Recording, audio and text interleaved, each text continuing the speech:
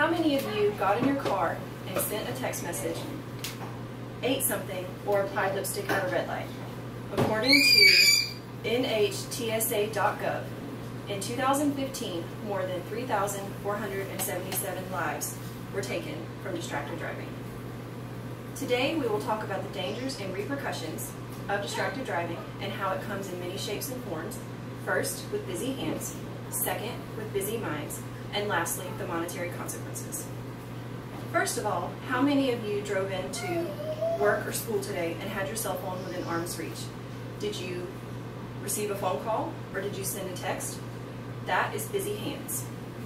According to vtnews.vt.edu, Virginia Tech Transportation Institute did a study that found that text messaging makes a crash up to 23 times more likely, dialing your phone increases it by 2.8 times, and just listening on your phone 1.3 times.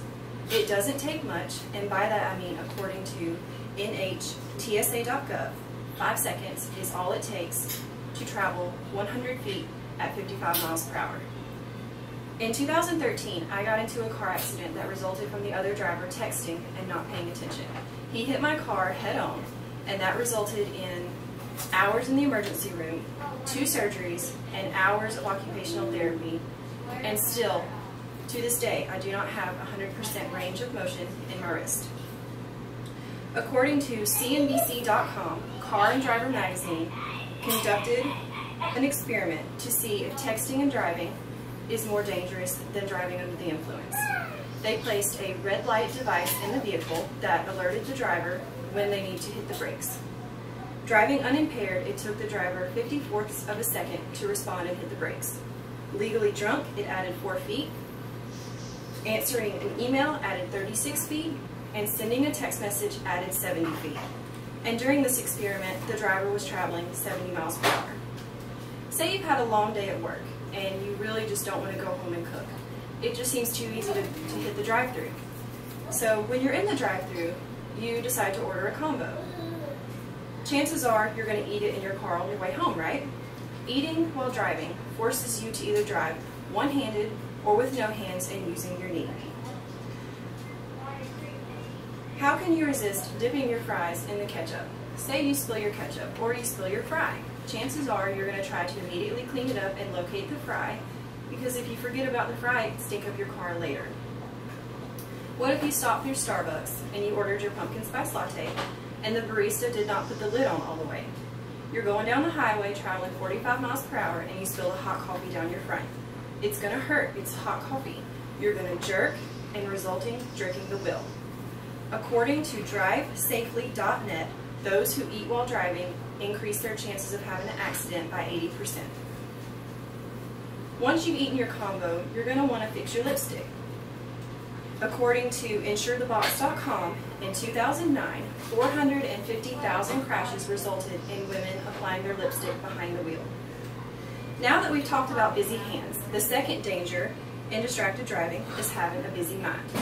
Say you're running late for class on a really important day that happens to be the day of your midterm exam. Chances are, on your way to school, you really aren't paying attention to what all is going on around you. According to newsmedical.net, people let their mind wander 70% of their driving time. Remember that when you are traveling 55 miles per hour, it only takes 5 seconds to go 100 feet, but it could also result in a speeding ticket. I'm sure we've all had those close encounters where we are wondering about our school, or we're worrying about when our boyfriend will call us next, and you happen to look up and see that the car in front of you has hit their brakes abruptly, or that light has turned red, and thankfully you hit your brakes just in time to not cause an accident. Lastly, distracted driving comes with the possibility of monetary consequences. Money is an essential part of the world, and I'm sure each and every one of you work hard every day for yours. If you send a text message that resulted in a car accident, according to MotherJones.com, the state of Virginia charges a minimum of $125 for your fine. And according to DOL.gov, the state minimum wage for Virginia is $7.25. That would mean working 17 hours to pay off your citation. According to MotherJones.com, the state of Alaska has a maximum charge of $10,000, and DOL.gov says that their minimum wage is $9.80 in the state of Alaska. That would result in 25 weeks of working to pay off just one citation.